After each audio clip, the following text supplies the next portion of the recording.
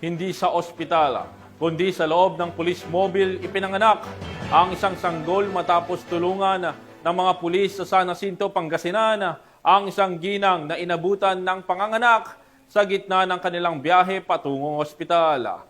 Yan ang magandang balita, hatid ni Police Corporal Rafi Veloria. Katangi-tanging kabayanihan ang muling ipinamalas ng mga miyembro ng kapulisan ng San Jacinto, Pangasinan matapos nilang tulungan sa panganganak ang isang ginang habang isinusugod sa ospital. Isang lalaki ang humingi ng tulong sa impilan ng pulisya para sa kanyang asawang manganganak na.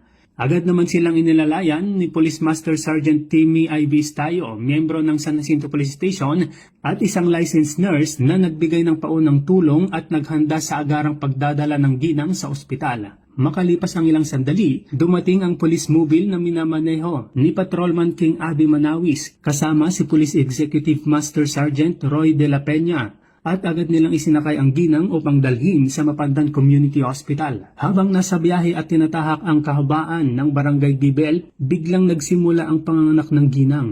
Sa tulong ni Police Master Sergeant Estayo at ng mga kasamang pulis, matagumpay na nailuwal ang isang malusog na batang babae sa loob mismo ng police mobile bago pa man sila makarating sa ospital. Pagdating sa Mapandan Community Hospital, agad na inasikaso ang mag-ina na ngayon ay parehong nasa mabuting kalagayan.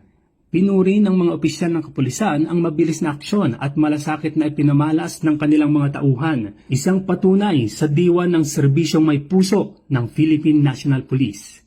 Mula dito sa Ilocos Region, ako ang inyong PNN correspondent, Police Corporal Rafi Veloria, alagad ng batas, taga-taguyod ng Balitang Pulis.